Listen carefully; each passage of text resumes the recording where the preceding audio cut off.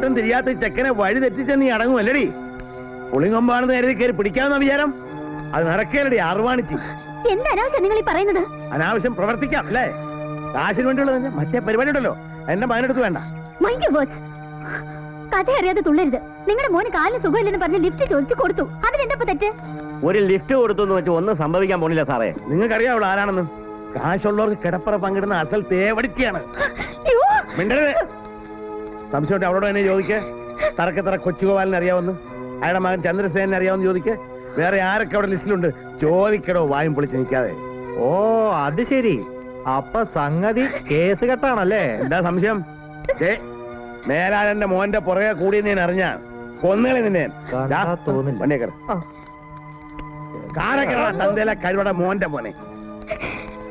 ഇതുപോലെ പിള്ളേരെ വളച്ചായിരിക്കും വണ്ടിയൊക്കെ വാങ്ങിച്ചിരിക്കുന്നത് കണ്ടോ?